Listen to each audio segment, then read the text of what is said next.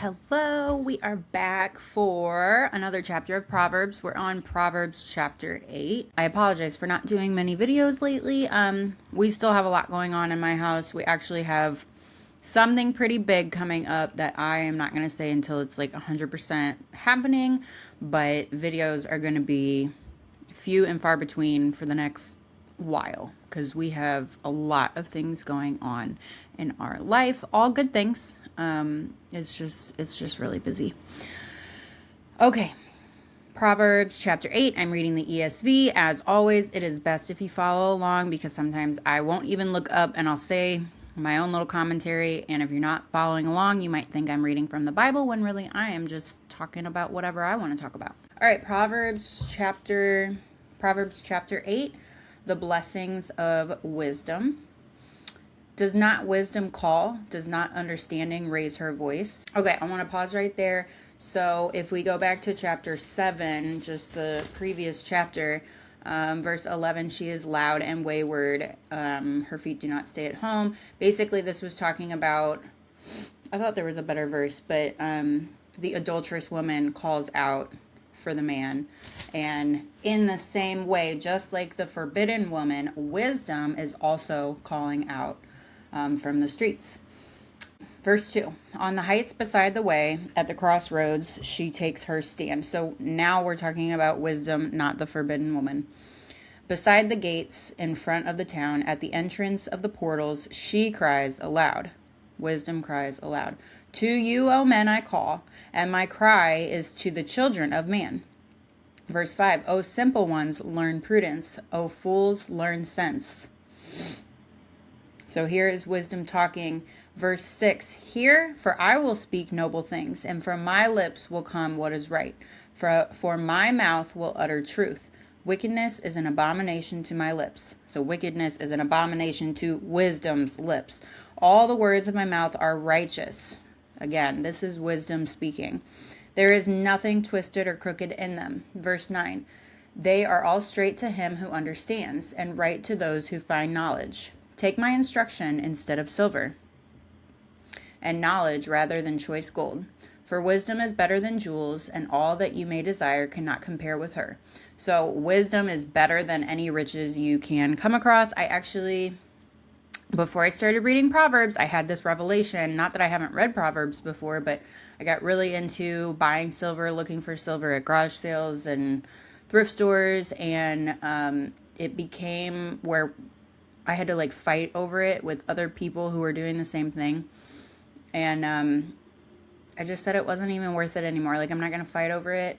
It didn't make me feel good inside. It didn't make me feel close to God. And that's what this says. Like, it's better to have wisdom it's better to be poor than be unwise. And when we talk about wisdom, we are not talking about, you can be smart, right? You can be smart and have no wisdom. And if you are of this world and you are an unbeliever of the Lord, this Lord, Bible Lord, then you're not as smart as you think. You might know your math, your science, but if you are not wise, then you don't have much that impresses me. Verse 12, I, wisdom, dwell with prudence, and I find knowledge and discretion. The fear of the Lord is hatred of evil. So, we've talked about this in other Proverbs.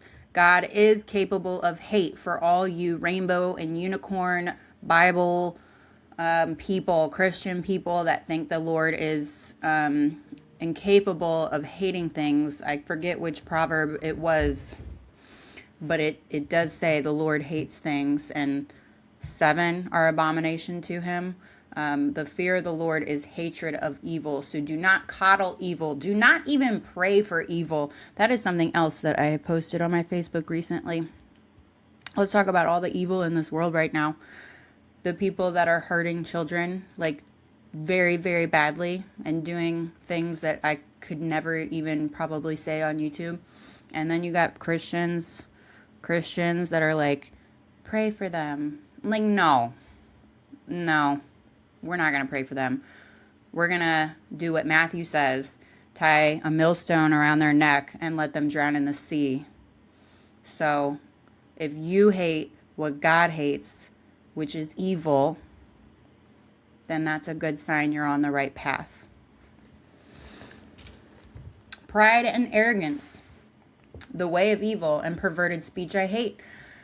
And this again, this is wisdom speaking. And I when I was reading this and studying this, it was kind of hard to keep remembering that this is wisdom speaking, because it made me think of just God in general, but God is wise. Wisdom comes from him. So I guess it's all the same, but you can tie this into wisdom saying this, because that is who is speaking. It's wisdom, but it's also a representation of the Lord, of Jesus. So, and perverted speech I hate. That would be like trashy talk, like perverted talk, gossip, lying. Verse 14, I have counseled and sound wisdom. I have insight. I have strength.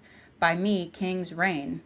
So by wisdom, kings reign, and rulers decree what is just. So if you are not wise and you are a ruler, then you're not going to decree what is just. You're going to decree what is unjust. By me, princes rule, and nobles, all who govern justly. I love those who love me.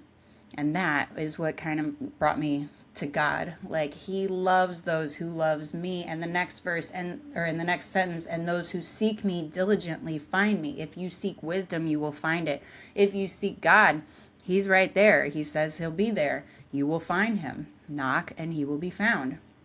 Verse 18, riches and honor are with me, enduring wealth and righteousness. My fruit is better than gold, even fine gold, and my yield than choice silver. I walk in the way of righteousness, in the paths of justice, granting an inheritance to those who love me, and filling their treasuries. So starting at verse 22, I had already written in this from some other sermon I must have listened to that this is actually Jesus that they were talking about in these next few verses, or maybe the rest of the chapter. I think it goes from 22 to 31. But as I started realizing that this whole chapter is actually wisdom talking about wisdom, again, you can tie this into Jesus. It actually makes a lot of sense that way. But this is talking about wisdom here still. Verse 22, the Lord possessed me at the beginning of his work. So yeah, why wouldn't you think that's Jesus? He was there at the beginning. The first of his acts of old. Ages ago I was set up. Jesus was set up.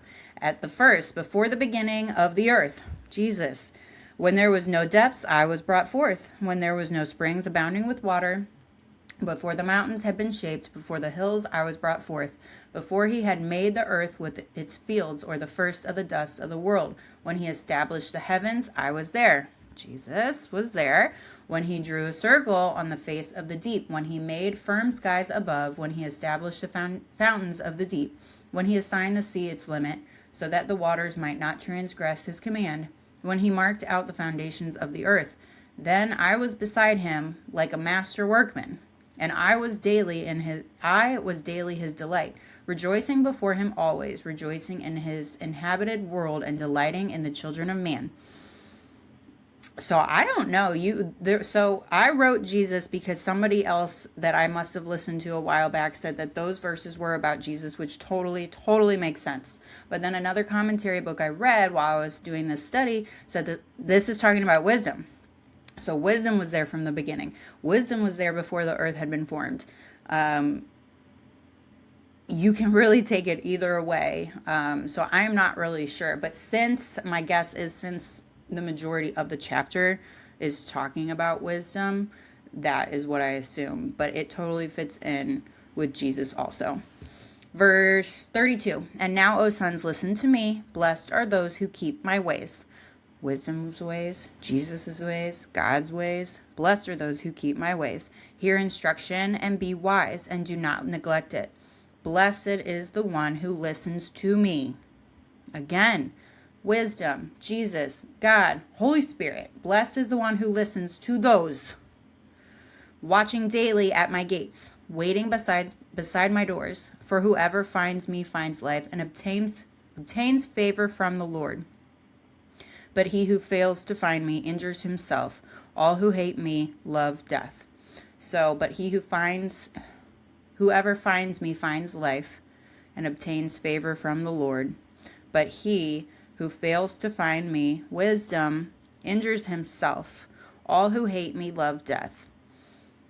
So there's a lot of like perish talk, like you're going to perish. And it's not so much always that the Lord is going to strike you down. If you choose the opposite path of the Lord, the opposite path of wisdom, you're actually just hurting yourself. Like he doesn't even need to strike you down. You're headed to your own destruction. That's what that means. He who injures himself, if they don't find wisdom, if they don't find the Lord, if they don't find Jesus, if they don't have Holy Spirit, then they're headed to their own destruction, and the Lord really doesn't have to do much at all. He doesn't even want you there. You bring yourself there. Okay. How long was that? 11 minutes. Okay. That's chapter 8. I'm going to do chapter 9 here again so we can have a couple videos come out. Hopefully this week if I can get them edited and nothing goes wrong with the audio. Thank you for listening, and be back for chapter 9.